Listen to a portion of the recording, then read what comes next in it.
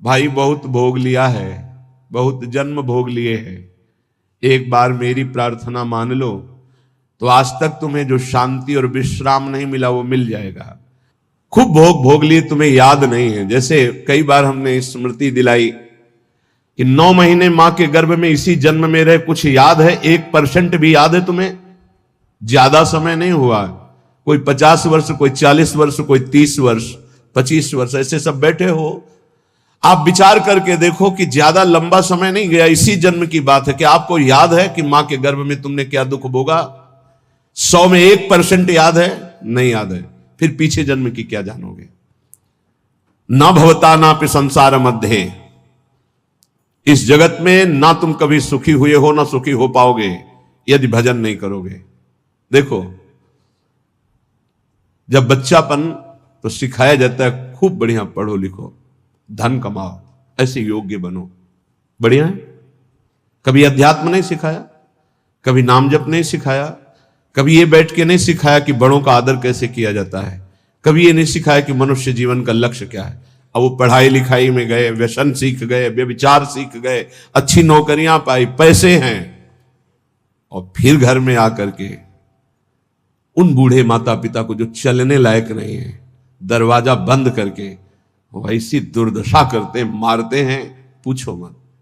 जब ये दृश्य देखने को मिलते हैं ना, तब लगता है भगवान कृपा करो इन माता पिता को जो अपने बच्चों को शिक्षा नहीं दे रहे हैं कि धर्म किसे कहते हैं। तुम समझते हो ये धन कमाने लायक बन जाएंगे तो तुम्हें सुखी करेंगे?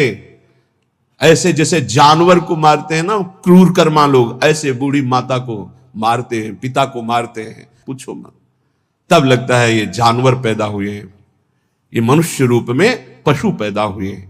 पशु क्या, राक्षस है। माने मातु पिता नहीं देवा, साधुन ते करवावें सेवा, जिनके ये आचरण भवानी, भगवान शंकर कहते निश्चर सम जानो प्राणी। निश्चर कहते राक्षस को, वो राक्षस है।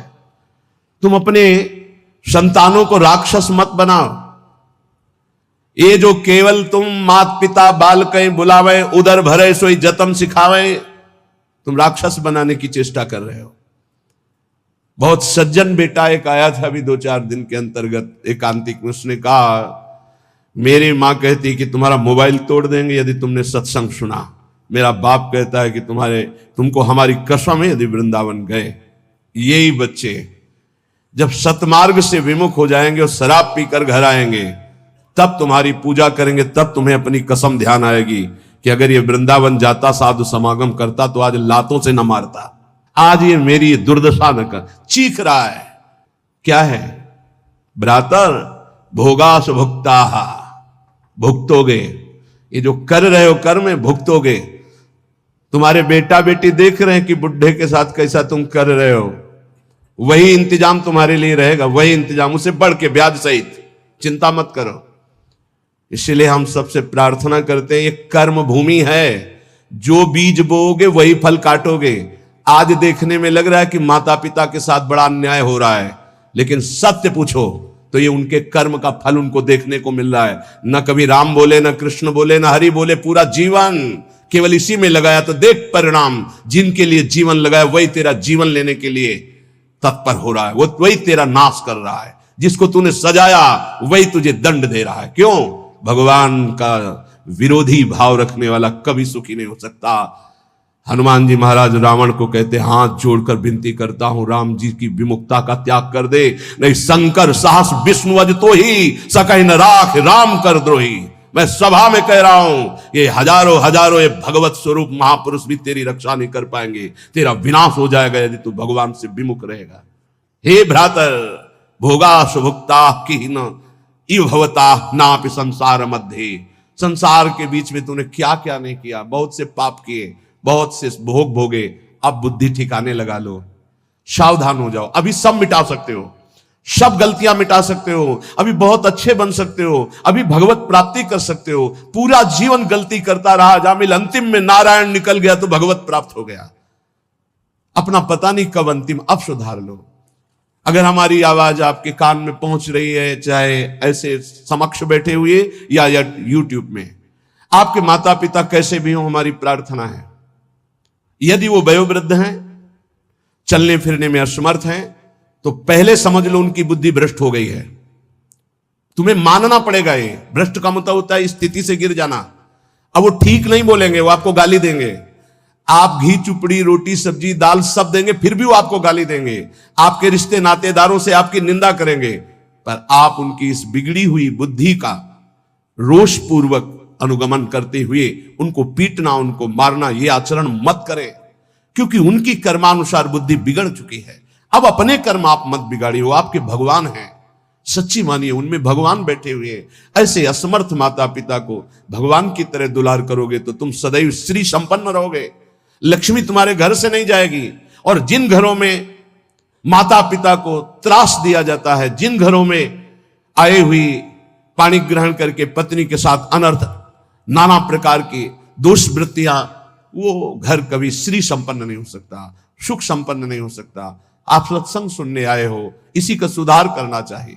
माता पिता आपके साथ क्या व्यवहार कर रहे हैं बिल्कुल मत देखो, ये मान लो कि ये पागल है।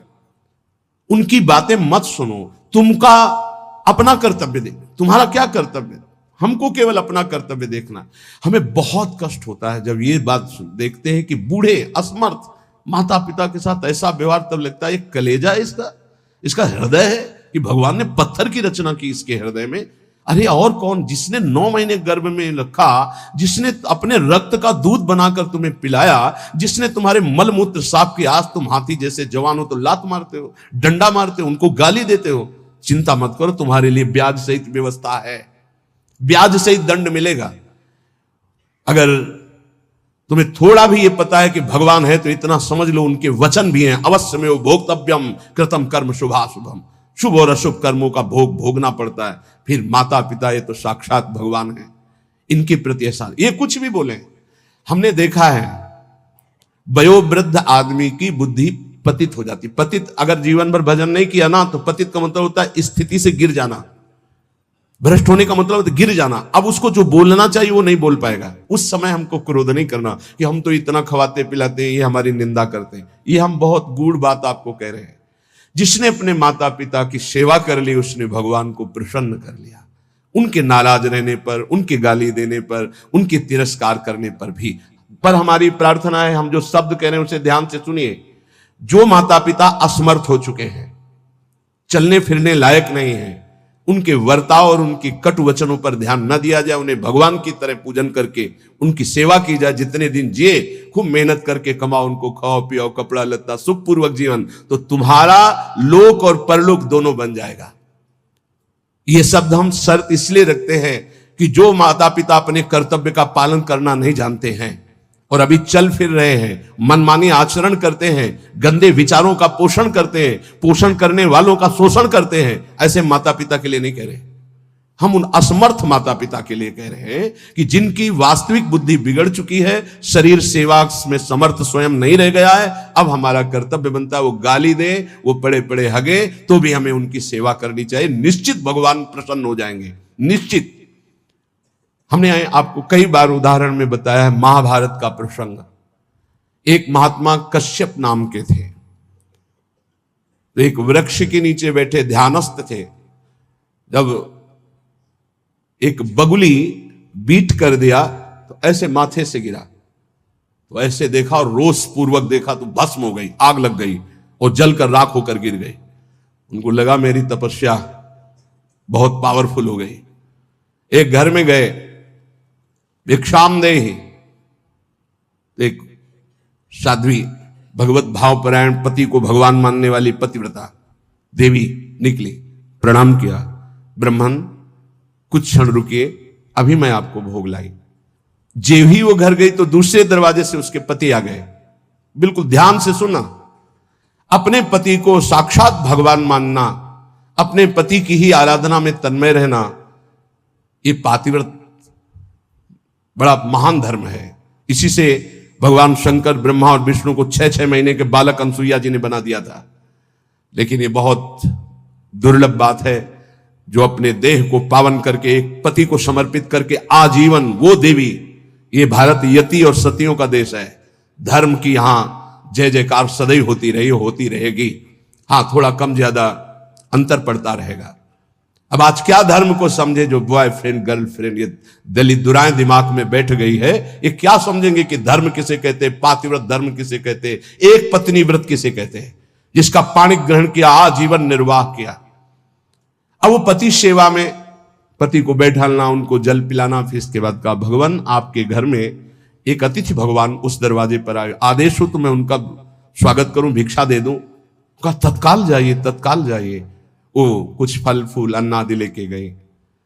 आप इतना विलंब क्यों किया? वो तो उस रोष में थे कि हमारा तप बढ़ चुका है, मैंने बगुली के देखा था वो भस्म हो गई। तो उनका भगवान शांत शांत, विलंब का कारण, मैं एक पतिव्रता हूं, मेरे प्रभु मेरे पतिदेव आए, मैं उनको आसन दिया, जल पिलाया, फिर उनकी अनुमति से आपको देने आई हूं। उनका तुमने हमको ऐसा वैसा महात्मा समझ लिया क्या? तो उसने कहा महाराज तुम्हारे उस वृक्ष की बगुली नहीं हूं कि तुम्हारे देखने से भस्म हो जाऊंगी, मैं एक पतिव्रता हूं जो बैठे बैठे तीनों लोकों का दर्शन कर रही हूं अपने पातिव्रत धर्म के व्रत से। बहुत बड़ा बल होता है पातिव्रत धर्म में, ये कोई खिलवाड़ नहीं है। गृहस्थी कोई साधारण धर्म नहीं, आप लोग जिसे बिल्कुल अवहेलना कर रहे हैं कि हम तो गृहस्थ हैं, हम तो विषयी हैं। अरे भगवान के अंश हो, तुम जहां हो वहीं से भगवत प्राप्ति कर सकते हो, इतनी सामर्थ्य आप में है। अब तो होश उड़ गए उनके कि ये बात तो केवल मैं ही जानता था कि बगुली को देखने से भस्म हुई, दूसरा कोई नहीं। तो हाथ जोड़ा और कहा देवी तुम्हें कैसे पता है? तो उन्होंने कहा इतना ही नहीं पता, मुझे सब कुछ पता है आपका, मुझे पूर्व जन्म का भी पता है आपका, मैं अपने पति की सेवा के प्रभाव से त्रिकालज्ञ भी हो चुकी हूं।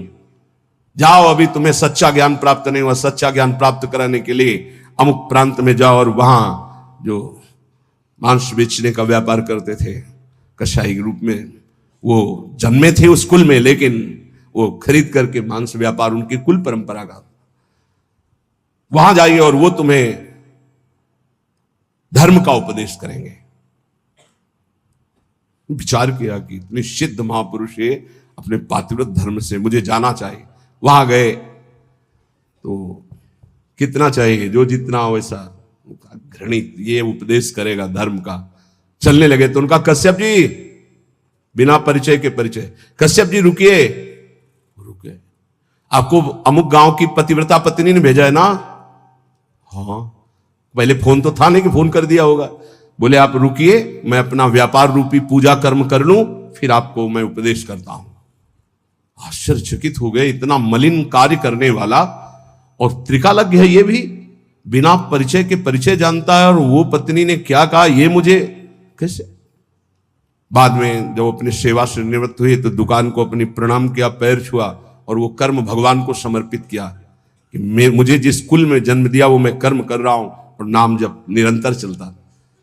उन्होंने कहा पहले तो मैं पूछना चाहता हूं आप इतना निंदनीय कर्म क्यों करते हैं? तो उनका है मेरी कुल परंपरा से चल रहा है। फिर तुमको इतना पवित्र ज्ञान कैसे हो गया तीनों काल का?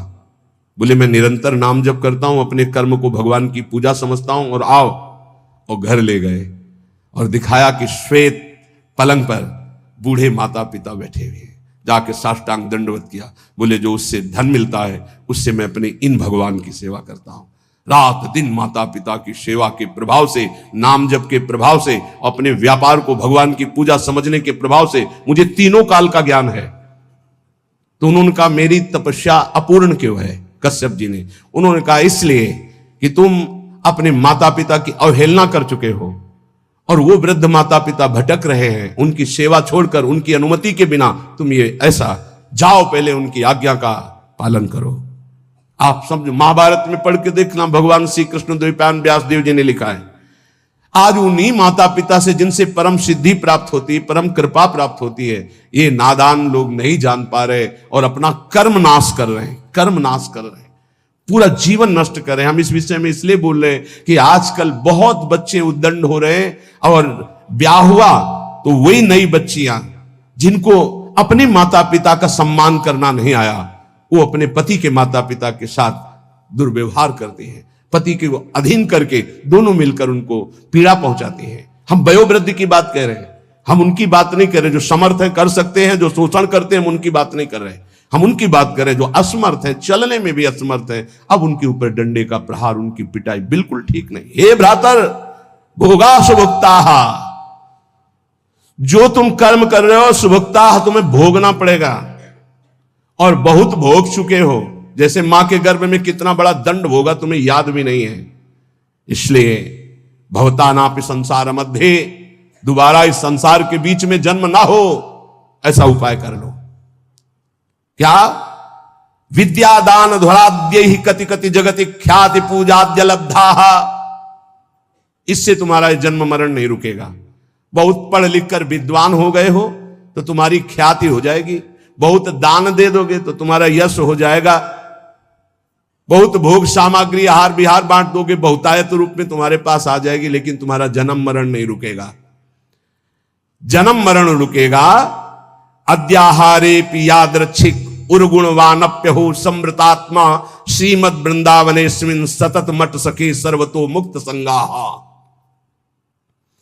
आहार विहार की चिंता छोड़ दो, योगक्षेमम वहाम्यहम का ठेका भगवान लेते हैं। अपने कर्तव्य का धर्म पूर्वक पालन करो, धन की चिंता मत करो। आ जाओ श्री धाम वृंदावन, सत्संग सुनो, उसके अनुसार आचरण करो, साधना भजन करो, तुम्हारा परम मंगल हो जाएगा, आवागमन से मुक्त हो जाओगे। हे सखे वृंदारण्यम त्यजेति प्रवदति यदि कोप्यस्य जिह्वाम छिन्नमि श्रीमद वृंदावनान माम यदि नयति बलात् कोपितम हन्यवश्यम।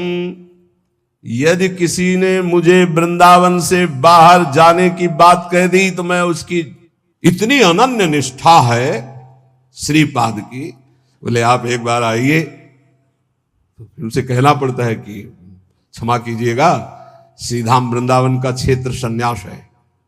क्षेत्र संन्यास का तात्पर्य होता है मैं जिस क्षेत्र में संन्यास ले रहा हूं उस क्षेत्र का कभी त्याग नहीं कर सकता, इसे क्षेत्र संन्यास, अनन्य निष्ठा।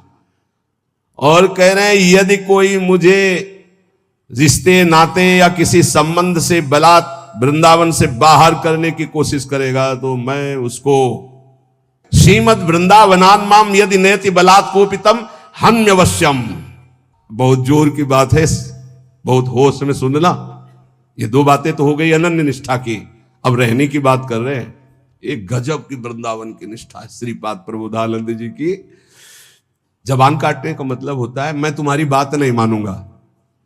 देखो नहीं, जैसे गुरुजन बात कर रहे हो तो आप उन्हें कहते क्यों बार बार हमारी जबान को काट रहा है, जो हमें बोल रहा हूं बात मान। जबान काटने के दो अर्थ होते हैं, एक मूर्खता पूर्वक अर्थ निकाला जाए तो बोले जबान पकड़ के काटना, और एक होता है बात ना मानना।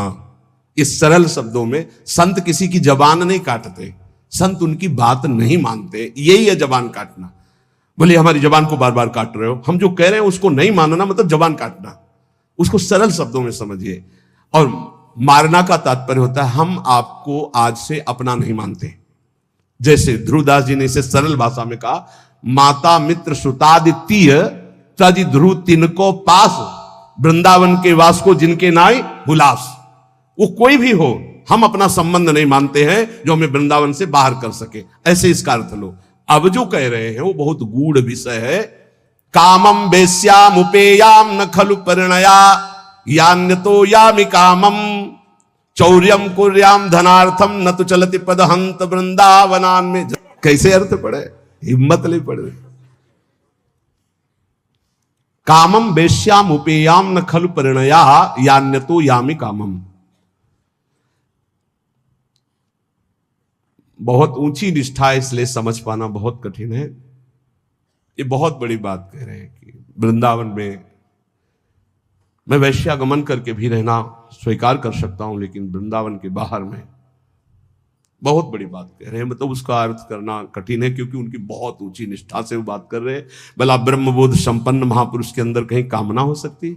भला ऐसे अंतःकरण वाले महापुरुष जो प्रेम में निष्ठ है उनके अंदर कहीं कामना हो सकती है? लेकिन निष्ठा की चरम सीमा का स्वरूप है। ये निष्ठा की चरम सीमा समझ पाना बहुत कठिन बात होती है, बहुत कठिन बात होती है। रसिक अनन्यमाल में एक चरित्र आता है कि वो उनके गुरुदेव भगवान हरिवंश महाप्रभु थे। उन्होंने बताया जैसे हरिराम व्यास जी को श्याम श्यामा पद कमल संग शिरनायो, श्याम श्यामा के चरणों की जो आराधना करने वाले भक्तजन उनकी आराधना से निश्चित प्रिया प्रीतम की प्राप्ति हो। उन्होंने गृहस्थ में थे, वो अपने घर में साधु सेवा विस्तार करने लगे। जब जहां जैसे संत सुनते उनके घर आते तो एक नौजवान आदमी ने, जो बिल्कुल कोई मतलब भजन साधन से नहीं, देखा बहुत साधु वेश में हलवा पूड़ी खवाया जाता है और दक्षिणा भी मिलती है, तो पाखंड वेश धारण करके, वो साधु नहीं था, वो वहां गया तो उन्होंने उसका पूजन किया, वैसे ही जैसे संत सेवा करते हैं। अब वो वहां कोई रोक टोक नहीं थी, तो जैसे ये निष्ठा है, ऐसे वो बहुत ऊंची निष्ठा, उसको सब लोग नहीं कर सकते, करना भी नहीं चाहिए। अब उनके घर में एक नवयुवती बच्ची थी जो ब्याह योग्य थी, और माता पिता और सब खूब वैभव ऐश्वर्य और साधु सेवा करते थे। रात्रि में छत में गर्मियों में शयन होता है, तो संत ऊपर, जो संत नहीं थे, केवल वेश मात्र था, वो कुछ ऐसी चेष्टा, बड़ा प्रसंगम सारांश में किया, निष्ठा का स्वरूप। सुबह हुआ, अब आंगन में माता पिता, और वो समझ गया था कि देख, अब वो घबरा रहा था, उसके प्राण व्याकुल होते कि मारे गए हम। तो हाथ जोड़ा दोनों ने, कहा प्रभु मैं सदैव संतों को भगवान मानता रहा हूं और आपको भी भगवान मानता हूं। आपने जो भी चेष्टा की, मैं समझता हूं मेरे राधा वल्लभ लाल का ही इशारा था। आप इस बेटी का पानी ग्रहण करें, सारा महल और ये सब ऐश्वर्य आपका, और मुझे आदेश करें। अब मैं अपने गुरु हरिवंश चंद्र जी के पास वृंदावन जाकर, और चल दिए सब छोड़ के। ये ऐसी निष्ठाएं कहीं हजारों में नहीं होती, कोई बिरला। तो जैसे श्रीपाद कह रहे, बहुत ऊंची निष्ठा की बात है, इसे साधारणतया ना ले लिया जाए, क्योंकि जो ब्रह्म बोध संपन्न महापुरुष है, नहीं स्वात्मा रामम विषय मृग तृष्णाम भ्रमयति, और दूसरा जो प्रेम में, वहां कहीं गुंजाइश ही नहीं है, ये निष्ठा की केवल बात है। कह रहे कि यदि तो बोले चोरी करके खा लूं, चौर्यम कुर्याम धनार्थम न तो चलती पदम अंत वृंदावनान में, एक कदम वृंदावन से बाहर नहीं होऊंगा, चाहे मुझे छीन के खाना पड़े, चाहे चोरी करके खाना पड़े, चाहे वृंदावन वृंदावन वृंदावन। इसीलिए इसकी व्याख्या ज्यादा नहीं की कि ये अज्ञानी जीव नहीं समझ पाएंगे। परिहासे प्यन्या प्रिय कथन मुक्तोति बधिरहा। देखो देखो, आप समझना, अगर मैं कभी हंसी मजाक में भी बुरा बोलने की बात आएगी तो गूंगा बन के रहूंगा, कभी किसी को कष्ट देने के लिए हंसी मजाक भी नहीं करूंगा। परिहासे, ऐसे महापुरुष भला जरा सोचना। इसीलिए वहां रुक रहे थे कि शायद है बहुत लोग बाहर के भी बैठे ना समझ पावे इतनी ऊंची स्थिति की बात, और महापुरुष की बात का उपहास करने लगे। परिहासे प्यन्या प्रिय कथन मूकोति बधिरहा। यदि किसी का अप्रिय, दुख भरा मेरा वचन उनके कान में पहुंचने का अप्रिय वाला हो, तो मैं जिंदगी भर मौन रहूंगा, कभी बोलूंगा नहीं, परिहास में भी नहीं बोलूंगा, जिससे किसी का हृदय दुखी हो। और परेशान दोषानुश्रुति मनु विलोकेंधनयनहा। यदि वृंदावन में कोई गलत कर रहा है, ऐसा मेरे नेत्र देखेंगे तो कभी देखने लायक नहीं रखूंगा अपने नेत्रों को। वृंदावन का दोष मैं नहीं देख सकता, वृंदावन वासी का मैं दोष भाव कभी अपने में, परेशान दोषानु, मैं सुनूंगा भी नहीं, मन से भी नहीं चिंतन करूंगा, और विलोकेंध नयना, देखते हुए भी मैं अंधा बन जाऊंगा, अपने नेत्रों को देखने लायक नहीं रखूंगा। ये निष्ठा वृंदावन और वृंदावन वासी। शिलावन निश्चेष्टा परवपुषि बाधा लव विधौ। यदि कोई हमारे शरीर को पीटने लगेगा तो मैं बिल्कुल पत्थर की काष्ठ की तरह बन जाऊंगा। पीट लो, प्रारब्ध है शरीर, मैं पलट कर उसको थप्पड़ नहीं मारूंगा। इतनी बड़ी स्थिति को समझना है। ये ऐसा देखा है, महापुरुषों को देखा है, देखा है।